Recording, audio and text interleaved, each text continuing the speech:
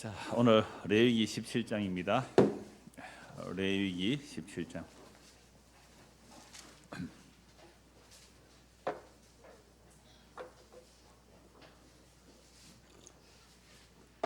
레위기 17장 10절부터 11절까지 두 절만 우리 같이 읽겠습니다.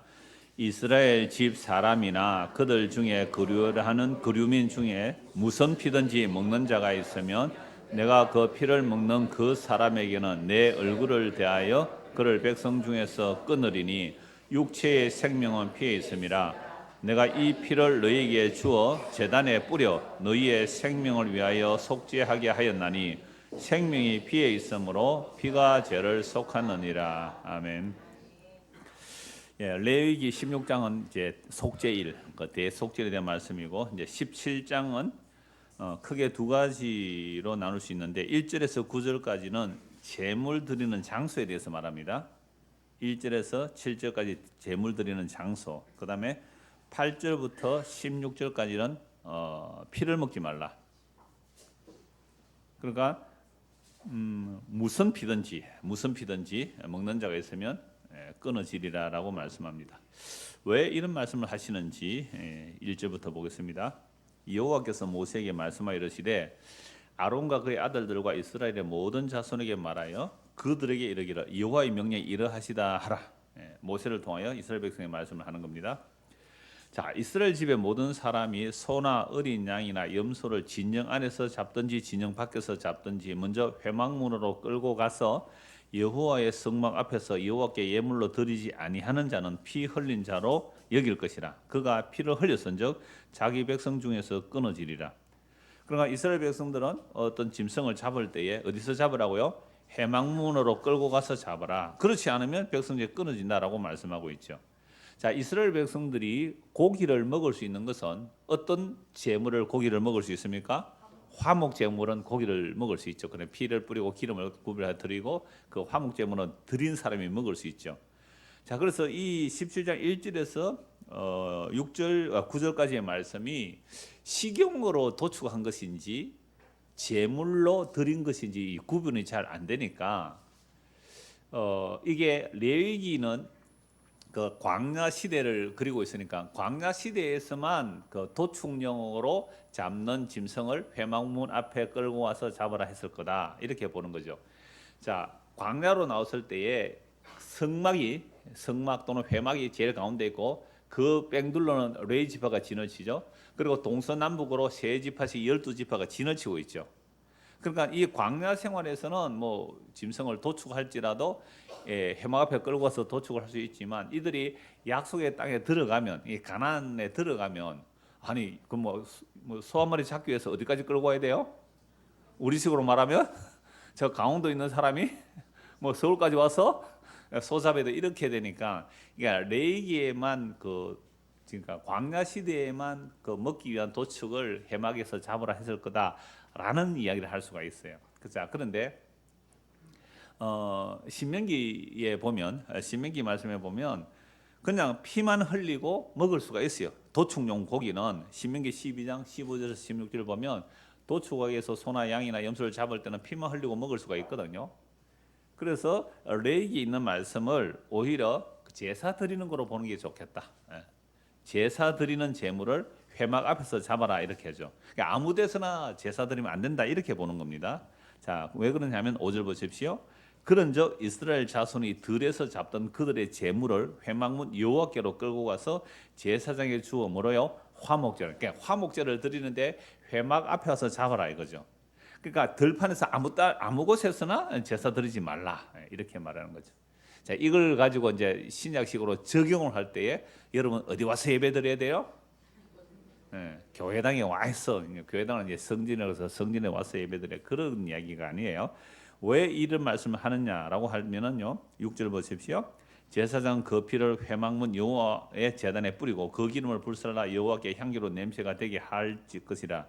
자, 이렇게 하면 이제 제사장에 돌아가는 목도 있지만 이 제물을 드린 화목 제물을 드린 자들은 먹을 수 있죠. 그리고 그 가족과 함께 이웃과 함께 다 나누어 먹을 수 있는 게 화목 제물입니다.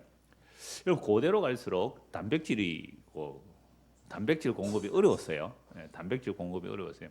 그래서 성경 외의 자료에 의하면, 성경 외의 고대의 자료에 의하면 도축을, 그러니까 왕이나 제사장의 허락하에 도축을 합니다. 그래서 왕권을 가진다는 것은 고기를 분배해주는 그 권한이 있는 거죠, 제사장과. 그래서 고대로 갈수록 단백질이 부족하기 때문에 함부로 도축 못하게 하고 뭐 국가에서 관리하고 뭐 이런 자료들도 물론 있긴 합니다. 근데 이스라엘의 도축의 문제는 그런 내용을 전혀 언급하지 않았죠. 항상 피에 초점을 두고 있습니다. 그래서 오늘 제목도 죄를 속하는 피인데 어떻게 피가 죄를 속하느냐 말이에요. 피 자체에 무슨 능력이 있어요? 그럼 피 안에 뭐가 들어있습니까? 현미으로 보면 보여요. 피 안에 뭐가 있어요? 성경 말고 우리가 일반적으로 피 안에 뭐가 있어요? 적혈구, 백혈구, 혈소판, 헤모글로빈, 단백질, 뭐 혈장. 많이 하시네요. 혈장은 맑은 물이에요. 또 응고제도 있어요. 혈액 안에는 응고제도 있어요. 그래서 피가 계속 흐르면 응고가 되도록. 그런 거잖아요. 근데 뭐 피에 무슨 생명이 있습니까? 뭐 현미경으로 봐서 생명이 나옵니까? 그러니까 이제 피 자체의 능력이 아니라 피를 흘림으로, 피는 생명이기 때문에 그 피 흘림과 생명과 연결해서 하나님의 약속의 말씀이 중요한 거예요. 그죠? 그렇게 봐야죠. 자, 그래서 이 피를 해망문에 와서 뿌리고, 그리고 나머지 고기는 이제 먹을 수 있는 화목 제물인데, 자, 7절 보십시오. 왜 해망문 앞에 와서 잡으라 하느냐? 그들은 전에 음란하게 섬기던 순념소에게 다시 제사하지 말 것이니라. 그럼 전에는 뭐 했다는 거예요? 음란하게 섬기던 순념소, 음행이라 그래요. 이걸 세 번에 음행이라는데, 순념소를 제사 지는 거, 순념소에게 제사 지는 거죠. 그죠? 순념소에게 제사 지는 게 이게 음행이라 그래요. 하나님은 남편으로, 이스라엘은 아내잖아요. 그러니까 남편 대신 하나님을 버리고 다른 신에게, 순념소에게 제사 드리니까 이게 뭐가 되는 거죠? 음행이 되는 거죠. 다시 제사하지 말 것이라. 이는 그들이 대대로 지킬 영원한 규례니라. 그러니까 회막에 와서 제사를 드리라는 이유는, 들판에서 전에는 제사 드릴 때 누구에게 제사 드렸어요? 순념소, 그건 귀신에게 제사 드리다 이 말이잖아요. 이방인의 제사는 귀신에게 제사하는 거라 그랬잖아요. 그러니까 이스라엘 백성들이 출애굽할 때에 잡족들이 따라 나옵니다. 이스라엘 백성들의 많은 잡족들이 따라 나오죠. 그러니까 잡족들이 따라 나오면 그들은 뭐 평소에 뭐 아무데나 이제 귀신에게 제사 드렸겠죠. 순념수에게 제사 드렸겠죠. 그러니까 그렇게 하지 못하게 하기 위해서 반드시 화목제를 드릴 때, 제사를 드릴 때 어디에 왔어요? 회막 앞에 와서 피를 흘리고 제물 드리라, 이렇게 보면 되는 거죠. 그래서 이 말씀을 몇 주 전에 보고 이래 텔레비전 한 번씩 보면 맥주 선전하는데 그 염소가 한 마리 나오더라고요. 혹시 보셨어요? 여러분들은 그 정도 안 보고 성경만 보신 건 잘 모르시겠구나. 카젤, 맥주 이름이 카젤입니까? 코젤. 예. 그러니까 저는 그게 염소가 자꾸 나오더라고요. 맥주 선전에. 저 순염소를 섬기나 왜 그러느냐 하고 인터넷에 찾아봤어요. 그랬더니 프랑스의 어떤 화가가 이 코젤 그 맥주 만드는 마을에 갔더니 그 마을 사람 너무 환대를 잘해줬대요. 그래서 이 사람이 그림 그리는 사람이기 때문에 그 코젤 맥주 회사에 그 이미지를 하나 그려준다. 염소를 그려줬대요. 그래서 그게 1세기가 됐대요. 아주 역사와 전통 있는 맥주라 그러던데, 그러니까 그거는 염소 선전하고 아무 상관없는 겁니다. 저는 왜 염소가 자꾸 맥주 선전에 나오나 이렇게 해서 봤는데요. 그러니까 순염소에게 제사하지 말라. 그러니까 회막, 광야 생활 속에서 들판에서 제사 드리는 것들이 이방 신에게 제사 드리는 것에 오염될 수 있기 때문에 그렇게 하지 말고 어디에 와서 회막 앞에서 피를 흘려서 제대로 화목제를 드리라. 그럼 그 고기를 먹을 수가 있는 거죠. 자, 8절. 너는 또 그들에게 이르라. 이스라엘 집 사람이나 혹은 그들 중에 거류하는 거름이나 번제나 제물을 드리되 회막문으로 가져다가 여호와께 드리지 않으면 그는 백성 중에서 끊어지리라. 그러니까 번제를 드리는데 아무 데서나 번제 드리면 안 된단 말이에요. 회막문에 끌고 와서 드리라. 이거는 뭐를 방지하는 거예요? 예, 우상숭배. 예, 우상숭배를 방지하기 위해서 회막문 앞에서 잡아라라고 합니다. 그러니까 17장 1절에서 9절까지는 회막문 앞에 와서 피를 흘려 제물 드리라, 이 말은 우상숭배하지 마. 우상숭배하지 마. 함부로 너희가 제물 드리고 제사 드린다고 해서 그게 우상숭배가 되면 안 된다라는 것을 말씀하는 겁니다. 자, 그다음에 10절에서 16절은 이제 식용의 문제예요. 짐승을 잡아서 먹을 때에 피를 어떻게 처리하느냐의 문제입니다. 피를 어떻게 처리하느냐. 10절. 이스라엘 집 사람이나 그들 중에 거류하는 거류민 중에, 그러니까 이스라엘 백성들만 아니죠. 다른 민족들도 이스라엘 땅에 거한다면 무슨 피든지 먹는 자가 있으면 내가 그 피를 먹는 그 사람의 내 얼굴을 대 그를 백성에서 끊으리니. 아주 무서운 말씀이에요. 끊어낸다. 물론 뭐 죽인다는 의미도 있겠지만 우상 숭배자는 하나님께 끊어지는 거니까요. 그래서 피를 먹으면 안 된다는 거죠. 무슨 피든지 먹지 말라. 왜 그러냐? 이제 해석을 11절에서 말씀합니다. 육체의 생명은 피에 있음이라. 내가 이 피를 너희에게 주어 제단에 뿌려 너희의 생명을 위하여 속죄하게 하였나니 생명이 피에 있으므로 피가 죄를 속하느니라. 이 피 얘기하니까 우식시 생각이 나는데 이번에 수술하면서도 수혈을 한 100팩을 받았어요. 금 100팩. 그 피 그 하나 비싸거든요. 그래서 뭐 좀 모아놓은 그 헌혈증도 있고 그 제가 헌혈증 한번 모을까요 하니까 그런 그러니까 장애인 돕는 단체가 있는데요. 거기서 이제 헌혈증은 보내준다 그러더라고요. 그래서 뭐 특별히 광고 안 해도 되겠습니다 그러던데 혹시 헌혈증 집에 여유가 있으면 저에게 주시면 제가 전달하도록 할게요. 예, 상태는 어떠냐면 의식은 있는데 말은 아직 못해요. 예, 그래서 왼쪽 반이 이제 아직 마비가 와 있어요. 뇌졸중으로 뇌경색으로 마비가 돼 있고 이쪽에는 이제 피부 이식은 했는데 신경과에서 아직 며칠 더 보자. 병원에 계속 있을 수 없으니까 이제 재활병으로 이제 옮기려고 있는 중에 있습니다. 그러니까 이런 한 100팩 가까이 수혈을 한 거죠. 피가 몰려드니까 계속 수혈을 하면서 이제 수술을 해야 되고 그래서 그렇습니다. 그러니까 피 다 빠지면 어떻게 돼요? 죽어요. 우리도 알죠. 피가 빠지면 죽는 거죠. 그래서 11절에 육체의 생명은 피에 있습니다.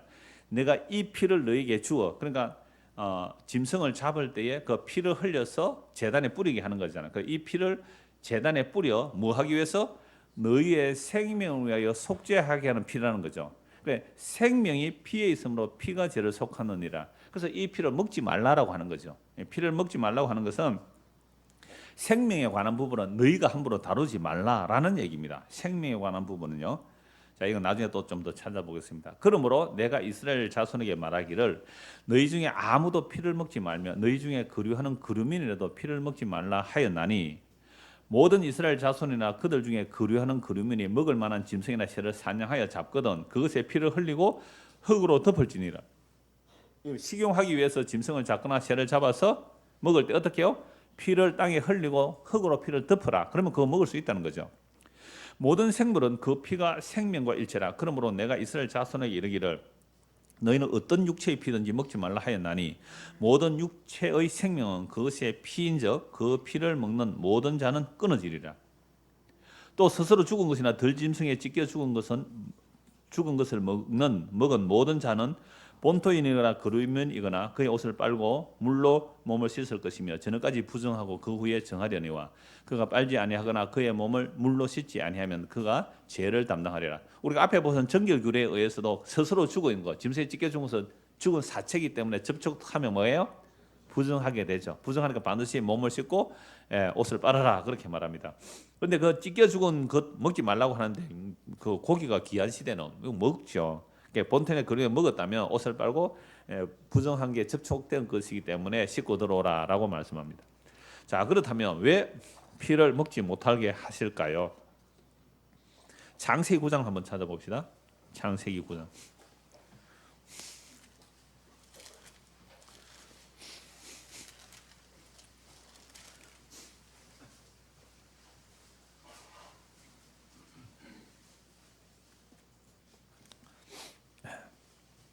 자, 9장 3절. 모든 산 동물은 너희의 먹을 것이 될지라. 여러분 타락하기 전에 에덴 동산에서는 사람이나 짐승에 먹을 것은 뭐였습니까? 짐승은 풀이고 사람은 채소, 과일, 열매 이런 거죠. 그러니까 모든 살아있는 동물은 너희의 먹을 것이 될지라. 채소같이 내가 이것을 다 너희에게 주노라. 홍수 이전에는 그 육식을 안 했어요. 홍수 이후에 이제 육식을 허락하시는 거죠. 왜 육식을 허락했을까라고 했을 때 뭐 여러 가지 일들이 많아요. 홍수로 어마어마한 그 환경의 변화가 일어나죠. 홍수 이후로 사람의 수명이 급격하게 줄어듭니다. 홍수 이전에는 근 1000년 가까이 살았잖아요. 홍수 이후로 급격하게 수명이 줄어들죠. 환경이 대단히 바뀌죠. 땅에 가시가 나고 엉클이 나고 그래서 곡식과 채소가 충분하지 못하기 때문에 아마 육식도 허락했을 거다. 뭐 이렇게도 말하고 뭐 여러 가지 그 성경에 없으니까 추정을 해볼 수 있는 거죠. 또는 고기 많이 먹고 빨리 죽으라고 그랬다. 이렇게도 말하고. 이건 특히 누가 말할까요? 안식교 같은 새는 그렇게 하겠죠. 예, 고기 많이 먹고 빨리. 그래서 그 안식교 그때 누구예요? 무슨 박사? 이상구 박사가 안식교 전도사로 막 고기 먹으면 안 된다고 되게 얘기했는데 안식교에서 탈퇴했어요. 그리고 또 다른 어떤 모임을 하더라고요. 유튜브에 보니까 안식교 그렇게 하던데. 자, 그들은 어떤 율법적인 것과 외식 징수를 보고 이제 나왔겠죠. 그럼 지금 고기 먹는지는 모르겠습니다. 그분이.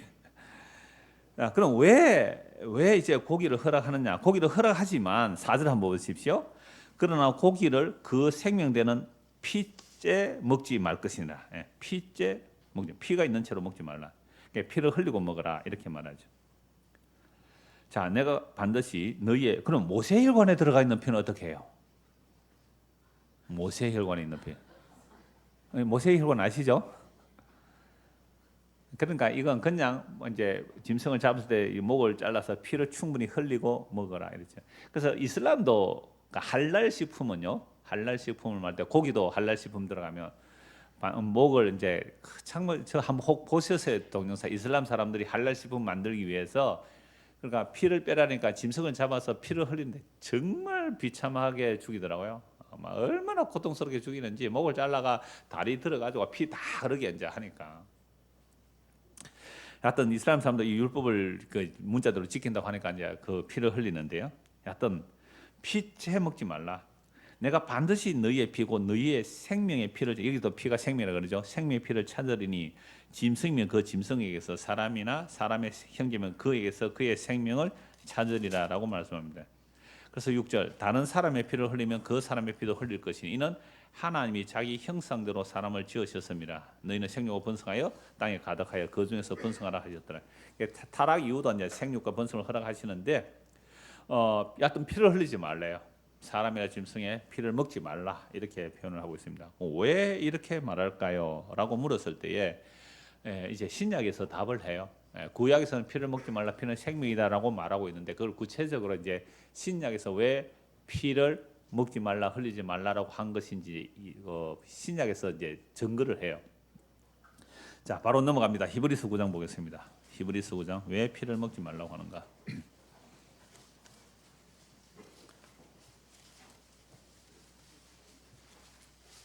히브리서 9장입니다.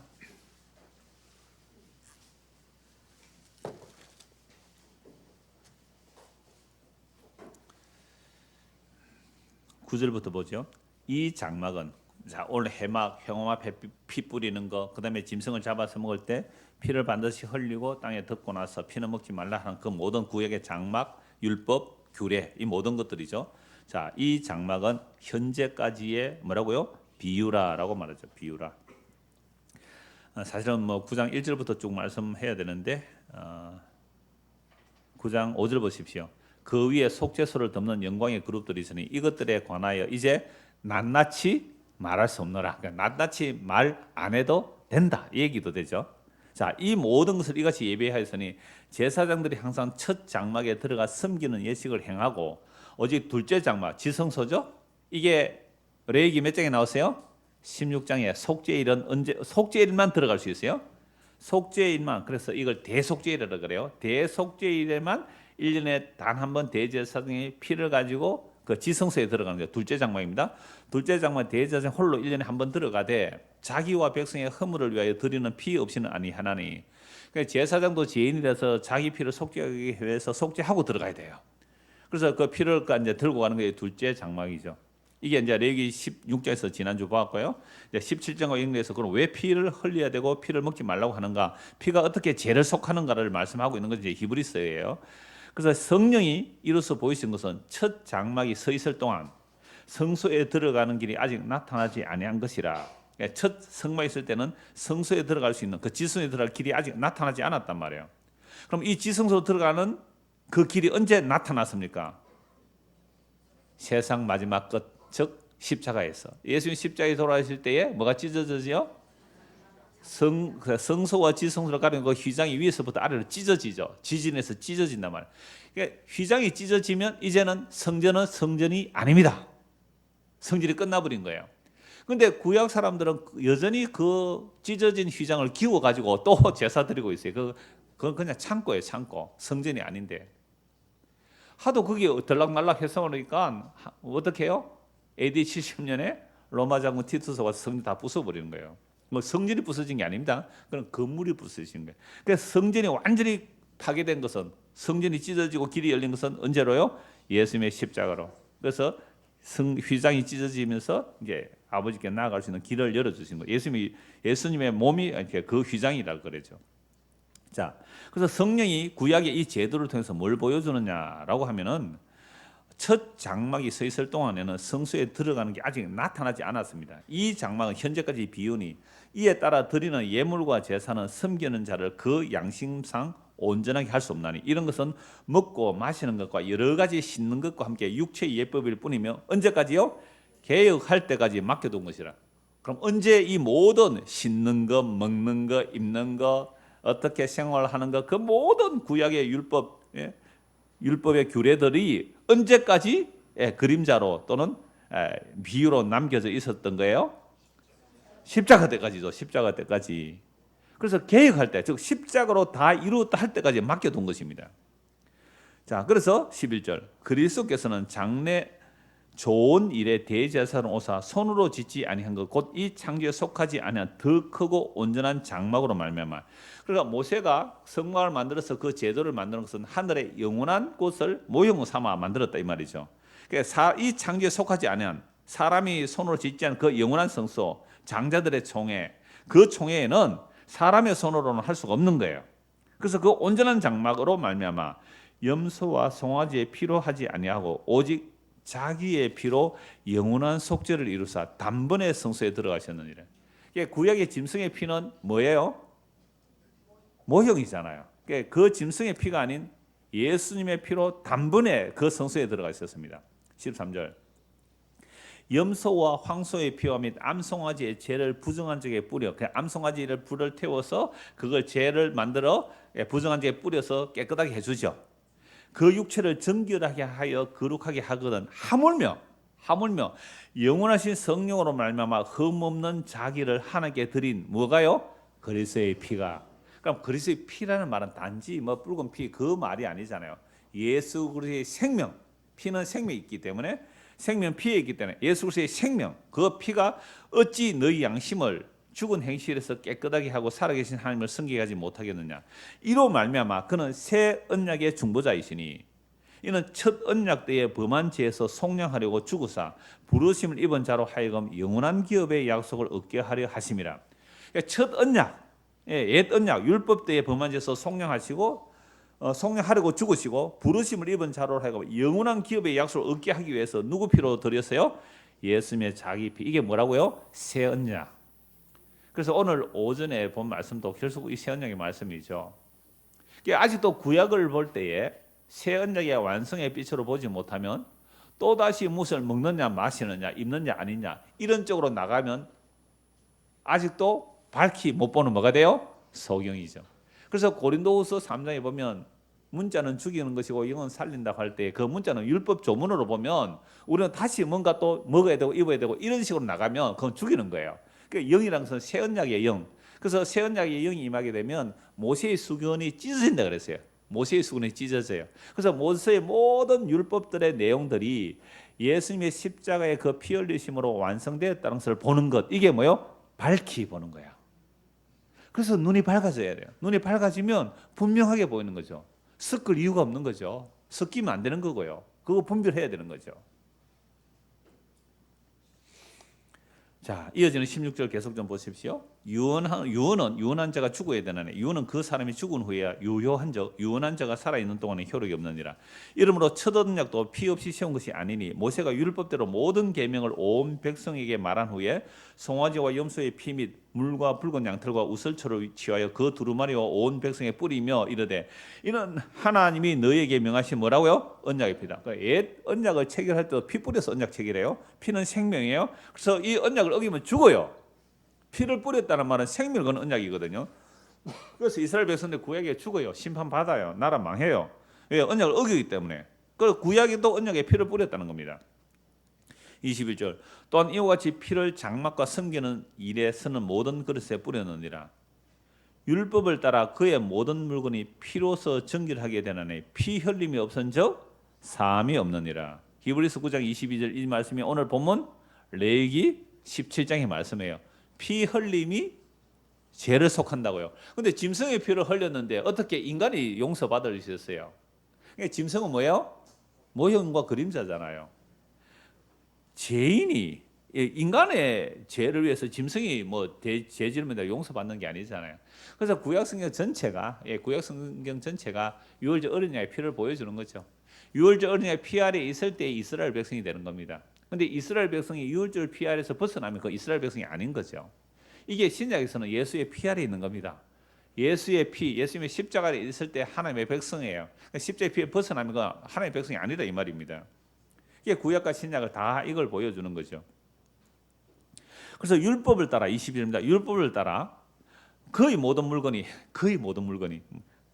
피로서 정결하게 되나니 피 흘림이 없은즉 사함이 없다. 그럼 구약에서 피 흘림이 없으면 사함이 없다는 레위기 17장의 이 말씀을 지금 성령이 임한 사도들이 어떻게 해석을 하느냐가 23절입니다. 그러므로 하늘에 있는 것들의 모형은 이런 것들로서 정결하게 할 필요가 없습니다. 하늘에 있는 모형들은요, 하늘에 있는 것들의 모형, 하늘에 있는 것들은 짐승의 피로 정결하게 할 수가 없잖아요. 하늘에 있는 그것들은 이런 것들보다, 즉 짐승의 피로 정결케 하는 뭐 번제단, 향단, 분향단, 뭐 속죄소, 성막들, 뭐 성막 휘장, 이 모든 것 다 피를 뿌려서 정결하게 되는데 하늘에 있는 것들은 이런 것들보다 더 좋은 제물로 해야 됩니다. 그리스도께서는 참것의 그림자인 손으로 만든 성소에 들어가지 아니하시고 바로 그 하늘에 들어가사 이제 우리를 위하여 하나님 앞에 나타내시고 대제사 중에 해마다 다른 것의 피로서 성소에 들어가는 것 같이 자주 자기를 드리러 아니하실지니 그러면 그가 세상을 창조한 때부터 자주 고난을 받았어야 할 것이로되 이제 자기를 단번에 제물로 드려 죄를 없이 하시려고 세상 끝에 나타나셨느니라. 이 세상 끝이 언제라 그랬어요? 십자가죠. 오늘 오전에 본 말씀도 세상 끝에 나타나셨어요. 한 번 죽는 것은 사람의 정의진 것이요 그 후에는 심판이 있으리니 이와 같이 그리스도도 많은 사람의 죄를 담당하시려고 단번에 들이신 바 되셨고 구원에 이르기 위하여 죄와 상관없이 자기를 바라는 자들에게 두 번째 나타나시리라. 그러니까 세상 끝 언제라고요?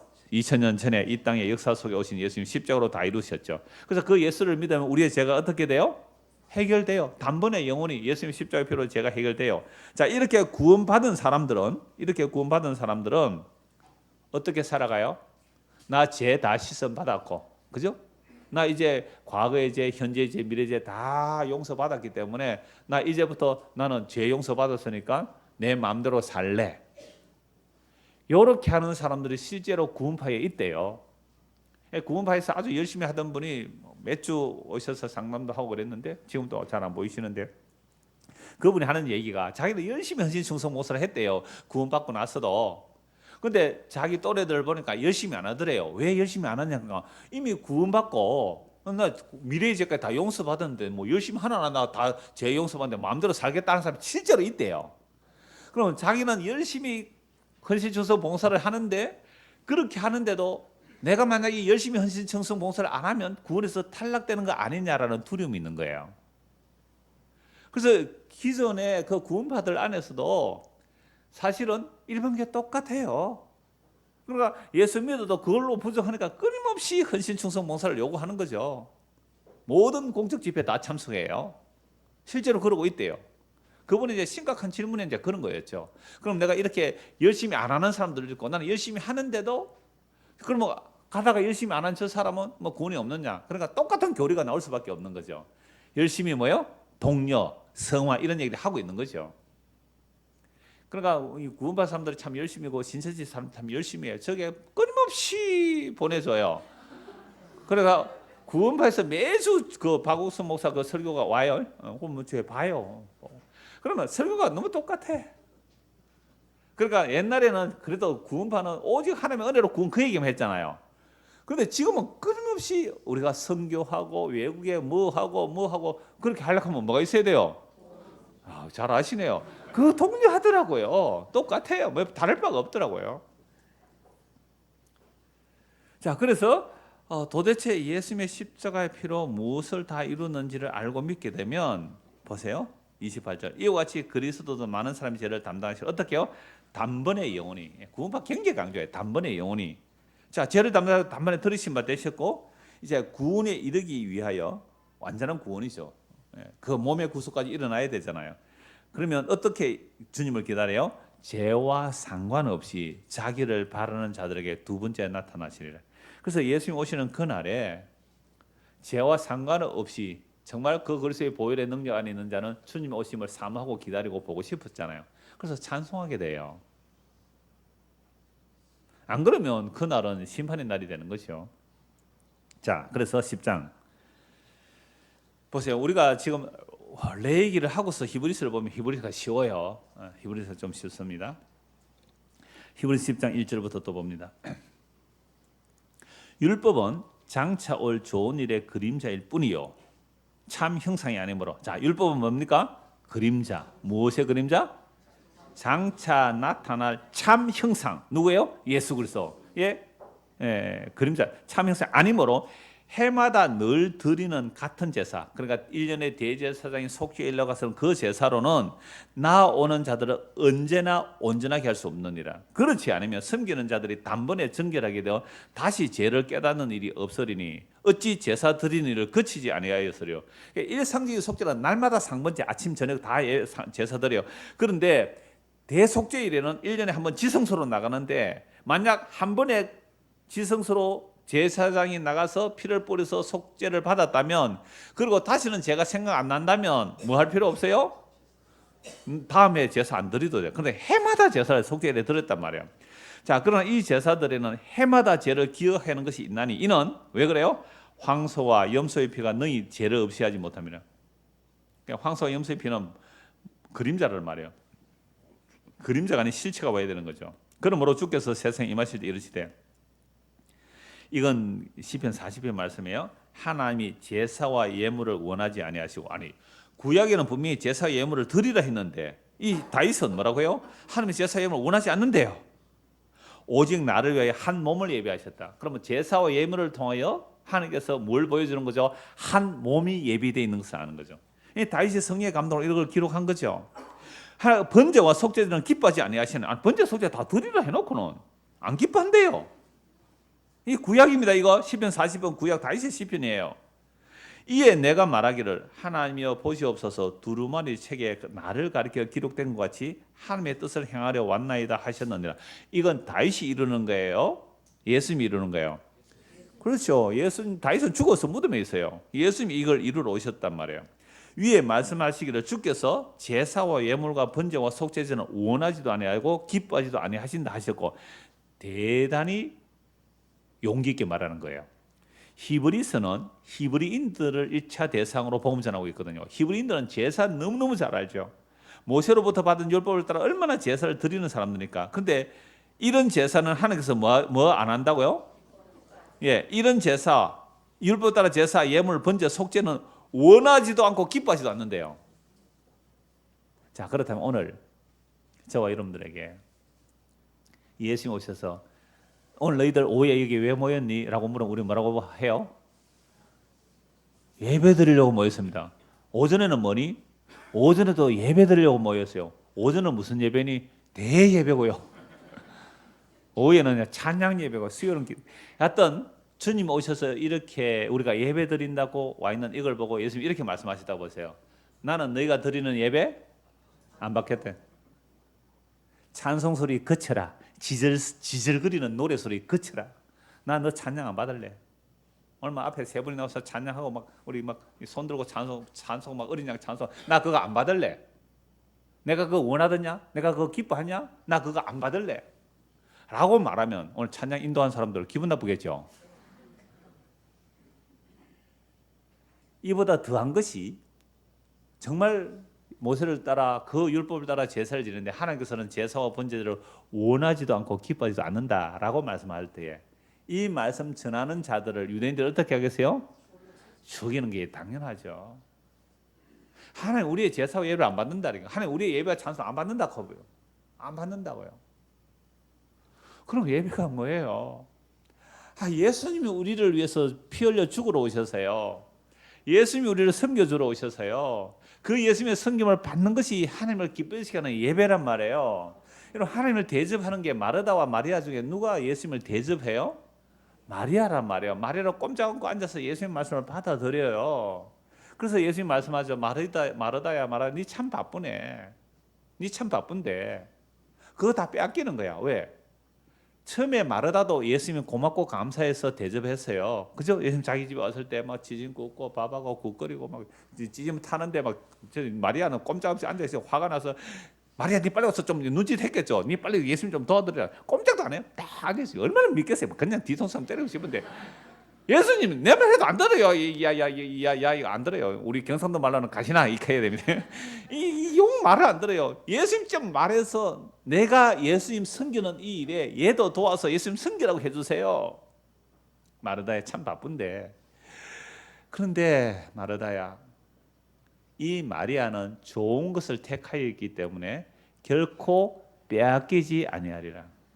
빼앗기지 아니라. 물론 주님을 사랑하고 감사함으로 열심히 장국도 끓일 수 있죠. 자, 그런데 문제는 마르다의 그건 감사해서 섬겼지만 다른 사람이 열심히 안 하면 화가 나잖아요. 그 순간 다 날아가 버립니다. 나는 주님을 사랑해서 봉사하고 헌신했어요. 나는 주님을 사랑해서 헌신 봉사했는데 목사가 안 알아줘. 섭섭해. 그러면 다 빼앗긴 거예요. 그거 날아가 버린 거예요. 그거는 왜? 너 진짜 나 사랑한 거 아니잖아. 그렇죠? 여러분들 헌금을 했어요. 그것도 무명으로, 그것도 목돈으로. 그러면 자기 스스로 자부심 느껴. 너희는 이름 써나 나 이름 안 써. 그거 뺏긴 겁니다. 그거 뺏긴 거예요. 왜? 자기의가 가득한 거. 그거 날아가 버렸어요. 없어.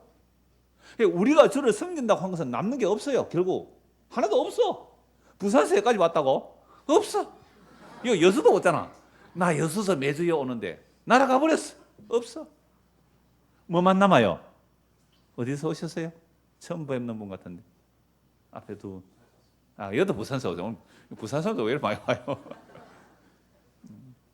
그러니까 이런 것들이 날아가 버려요. 그럼 뭐만 남아요? 예수님께서 우리를 섬겨주신 것만 남아요. 그게 피예요. 그게 생명이라니까요. 예수님의 피 흘려 생명 흘려 우리에게 섬겨주신 이거 받아들이는 것, 받는 것, 리시브 하는 것, 이거 뭐예요? 예배예요. 그 진짜 예배는 뭐예요? 주님의 섬김을 받는 게 진짜 예배라니까요.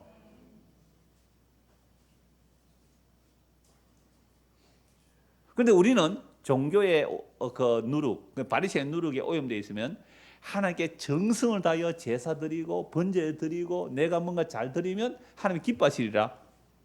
뭐라고 말씀하세요? 주께서는 이미 구약에서 말씀합니다. 주께서는 제사와 예물과 번제와 속죄제를 원하지도 아니하고 기뻐하지도 아니하신다 하셨고 이는 다 율법을 따라 드리는 것이라. 율법은 자기 의가 사여요. 이거 하나님 안 받으시는 거예요. 그래서 그 후에 말씀하시기를 보시옵소서 내가 하나님의 뜻을 행하러 왔나이다 하셨으니 그 첫째 것을 피하시면 둘째 것을 세우려 하심이라. 이 뜻을 따라 예수 그리스도의 몸을 단번에 들이심으로 말미암아 우리가 거룩함을 얻었노라. 우리가 거룩함을 얻는 것은 예수님의 몸을 단번에 들이심으로 거룩함을 얻는 거죠. 제사장마다 매일 서서 섬기며 자주 같은 제사를 드릴 때 이 제사는 언제나 죄를 얻게 하지 못하거니와 우리 아무리 정성 바쳐 헌신 충성하여 예배 잘 드려도 이것으로 우리의 죄를 용서 못 받습니다. 예수의 피 흘림만 용서하신다는 것을 구약에서 이미 다 보여줘요. 오직 그리스도는 죄를 위해 한 영원한 제사를. 그래서 단번에 영원히. 얼마나 놀라요. 10절과 12절 연결하면 뭐예요? 단번에 영원히. 왜? 예수님은 영원하신 분이니까. 단번에 영원히 제사를 드리시고 죄를 위해 제사를 드리기 위해서 뭐 흘렸어요? 피 흘렸잖아요. 그래서 피가 죄를 속하는 거죠. 누구 피가요? 예수님의 피만이. 하나님 우편에 앉으세요. 하나님 우편에. 부활성자 하나님 우편에 앉아 계세요. 그 후에 자기 원수들을 자기 발등상이 되게 하실 때까지 기다리잖아요. 그러니까 예수님이 지금 부활성에 발등상이 있다 그랬잖아요. 근데 이게 눈에 보여요, 안 보여요? 오늘 오전에도 봤잖아요. 요게 보이는 사람은 눈이 밝아진 사람, 이게 안 보이는 사람은 눈이 어두운 사람, 흐릿한 사람은 아직도 잘 안 보여. 그래서 우리가 성경을 본다는 것은 예수님이 십자가로 다 이루시고 부활승천하셔서 하나님의 보좌에 앉으시고 이 세상을 이미 발등상 발로 밟아버렸다는 그 심판의 모습이 보여지는 사람들, 이게 뭐라고요? 눈이 떠여진 사람이에요. 이거 안 떠여지면 아직도 뭐가 보여요? 세상 끝만 보이죠. 세상 끝만. 세상에서 우리 금요 공부할 때 그랬잖아요. 무엇이 애국이냐고요. 애국자 한 사람도 없어야 된다 그랬잖아요. 우리는 그 나라와 그 의를 구하는 사람이에요. 그 나라와 그 의를 구하는 거예요. 그래서 참말로 성도가 그 나라와 그 의를 구하고 사는 것이 오히려 세상에는 도움 주는 사람들이 되는 거예요. 왜요? 그 나라와 그 의를 구하는 사람이 세금 떼먹겠어요? 부동산 불법 거래하겠어요? 그 나라와 그 의를 구하면요, 정말 선진국의 선진국은요 정말 세금을 투명하게 써요. 세금을 투명하게 쓰는데 월급을 50%고 세금을 내도 하나도 조세 저항이 없어요. 세금을 더 내려고 해요. 왜? 그거 전부 복지로 자기가 돌아오니까. 근데 우리나라 아직도 선진국이 안 돼요. 그래서 어느 놈이든 국회에서든 뭐 어디 정치하는 데는 먼저 보는 놈이 임자라고 쪽지 예산 가지고 막 그래서 걸려 가지려고 하는 거예요. 그러니까 우리는 그 나라와 그 의를 구하는 거예요. 그 나라와 그 의. 이 나라와 이 의가 아니란 말이에요. 자, 그래서 예수님께서 이미 발등상, 원수들을 발등상 발로 밟아버릴 때까지 지금 기다리고 계세요. 왜 이렇게 오래 기다리고 계실까요? 오늘 저와 여러분도 회개하고 예수 믿으라고요. 또한 성령이 우리에게 증언하시되 주께서 이르시되 그날 후로는 그들과 맺을 언약 이것이니 하시고 내 법을 그들의 마음에 두고 그들의 생각에 기록하리라 하시는 이 뭐예요? 새 언약.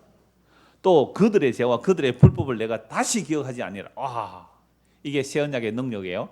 그 죄를 용서하시면 어떻게요? 다시 기억조차 안 하는 거예요. 이게 새 언약의 능력이에요. 근데 옛 언약은요, 소머리 잡아서 속죄제사 드렸어요. 원래 되니까 또 제가 또 생각나요. 아침에 제사 드리는데 저녁에 또 제사 드려야 돼요.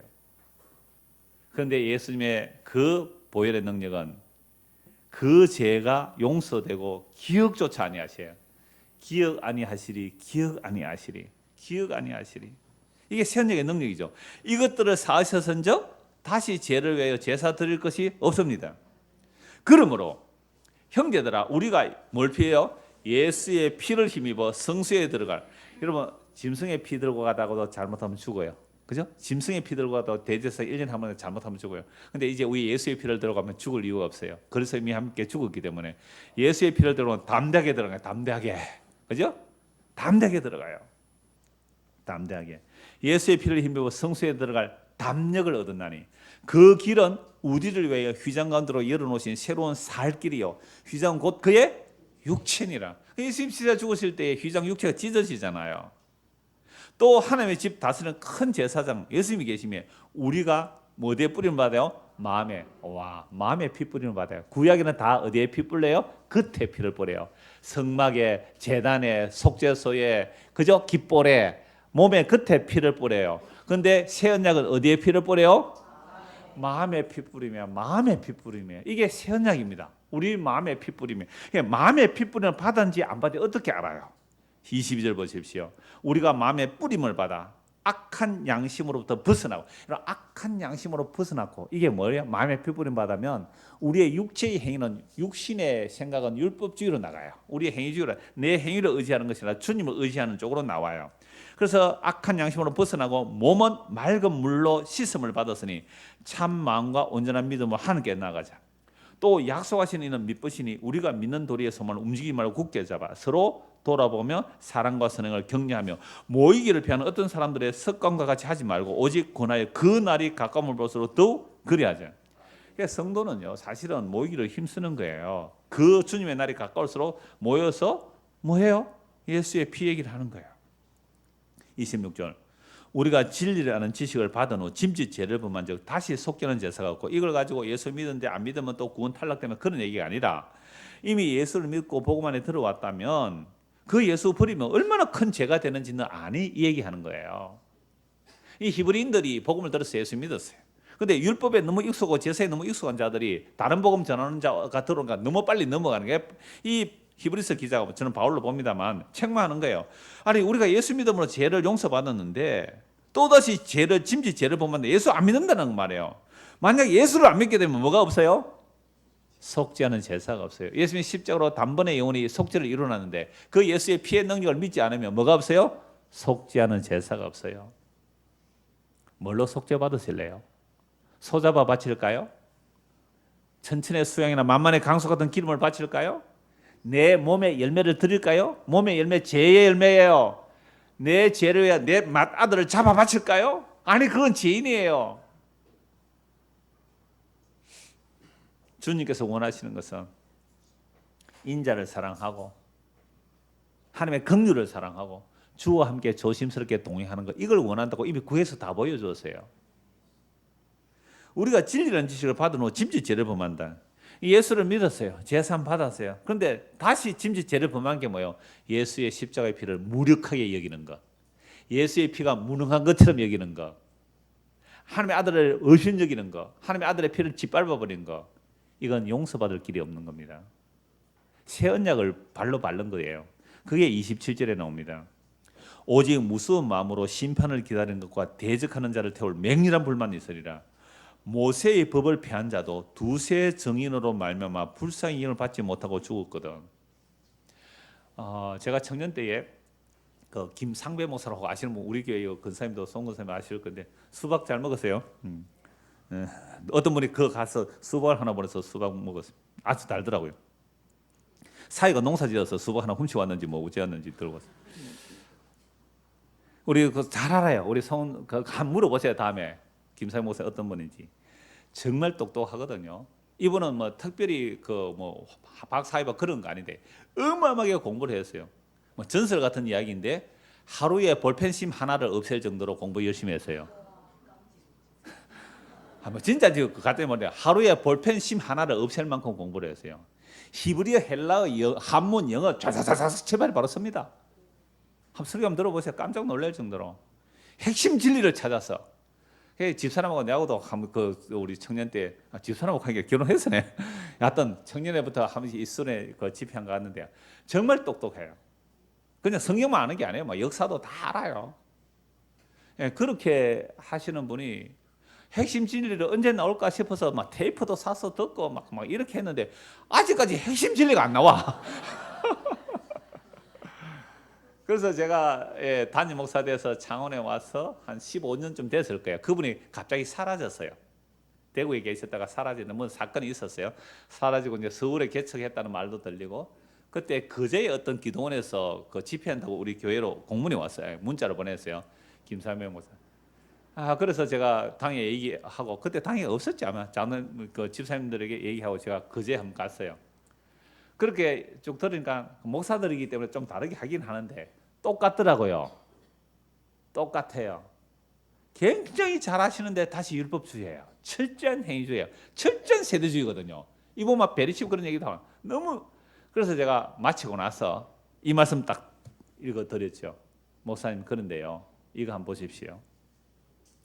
모세의 법을 폐한 자도 두세 증인으로 말미암아 불쌍히 이임을 받지 못하고 죽었거든. 하물며 하나님의 아들을 짓밟고 자기를 거룩히 하는 언약의 피를 부정한 것으로 여기고 은혜의 성령을 욕되게 하는 자가 당연히 받을 형벌은 얼마나 더 무겁겠냐 너희는 생각하라.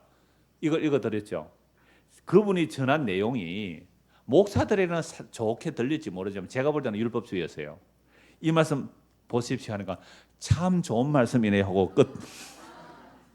이게 참 아니 보세요. 그렇게 나가면 그죠? 우리 성공사님 너무 잘 알아요. 그렇게 나가게 되면 결국은 예수님을 다시 십자가에 못 박는 일이에요.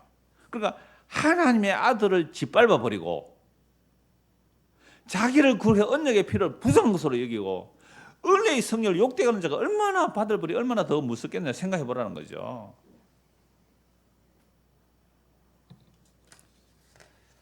자, 그러므로 우리가 예수를 믿는다는 것, 영원전에 택함을 받았다는 것은요, 예수님의 피뿌림을 얻기 위하여 택함을 받았습니다. 베드로전서 1장을 보십시오. 베드로전서 1장 1절에서 2절 말씀입니다. 베드로전서 1장 1절에서 2절.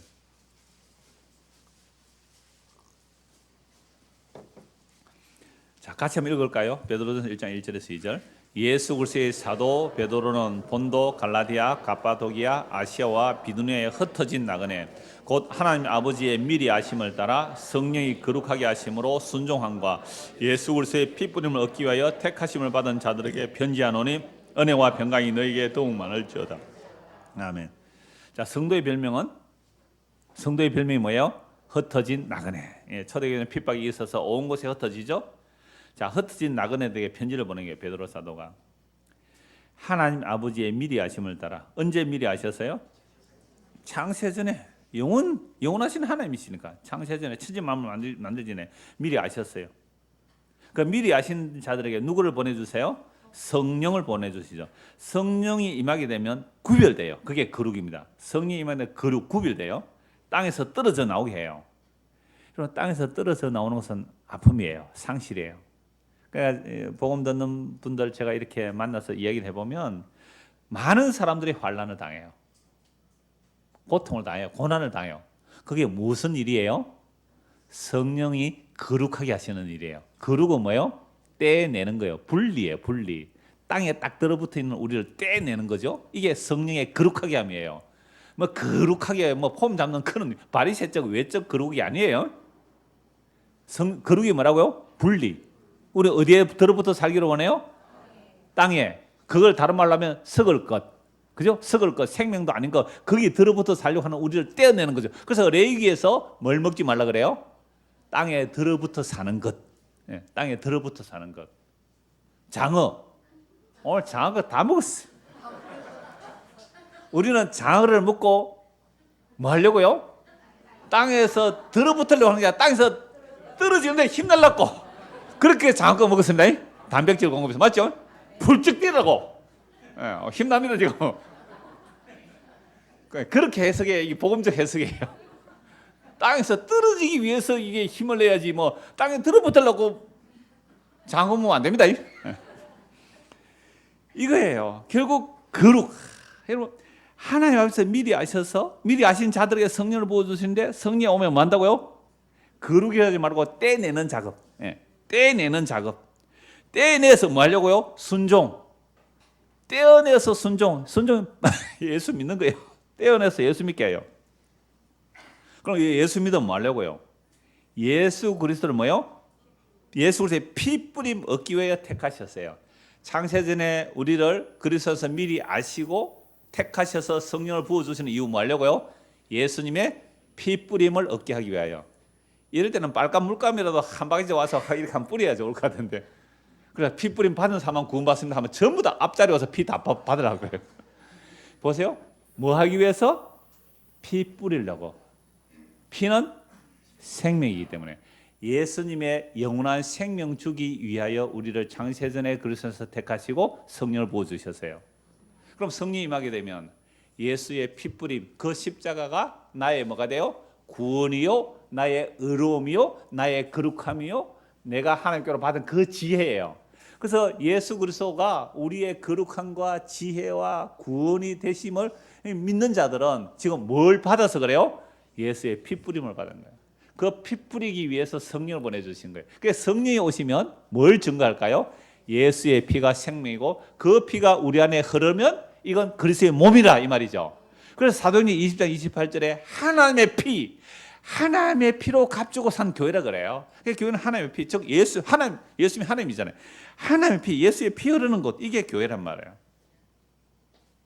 그래서 이 편지를 받는 여러분들이요, 은혜와 평강이 너에게 더욱 많을지어다. 그러니까 흩어진 나그네 성도가 하나님께서 미리 하셨대요. 우리를 뭐 하려고 미리 하셨어요? 왜 택하셨어요? 예수의 피뿌림을 얻게 하려고 성령을 부어주셨어요. 그래서 성령이 임한 자들은 예수의 피뿌림이 나에게 생명이 된다는 사실이 정말로 마음에 믿어져요. 정말로 마음에 믿어지면 예수의 피는요, 천지의 창조의 하나님의 피입니다. 그 천지의 하나님, 그 구원주, 그 심판주, 그 재림주가 되신 그 예수님이 세상에 내 안에 와 계시잖아요. 근데 이 예수님께서 우리 안에 영으로 와 계시는 것을 성령이라고 그래요. 그래서 이 성령을 뭐라고요? 보정이라고 그래요.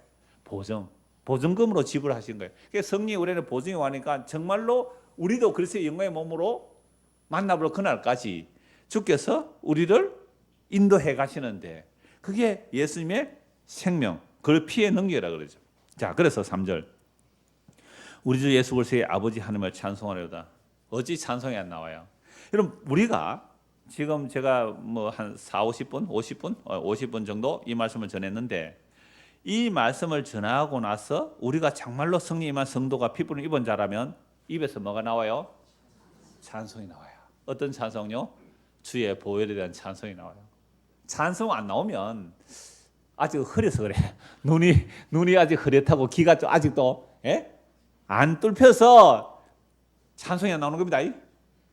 예배시를 보면 알아. 아직도 귀가 안 들려서 그래. 뭐 바울도 마찬가지예요.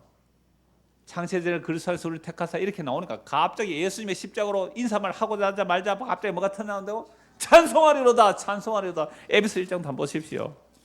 에베소 1장 보십시오. 이 찬송이 안 나오면 큰일입니다. 에베소 1장. 하나님의 뜻으로 말미암아 그리스도 예수의 사도되는 바울은 에베소에 있는 성도들과 그리스도 예수 안에서 신실한 자들에게 편지하노니 하나님 우리 아버지와 주 예수 그리스도로부터 뭐요? 은혜와 평강이 너에게서. 은혜와 평강 딱 같이 전하죠. 그러니까 갑자기 뭐요? 찬송하리로다. 예수님 하나님 아버지 우리 주 예수 그리스도 그 은혜와 평강이 그 말 하는 순간 막 찬송이 터져 나와요.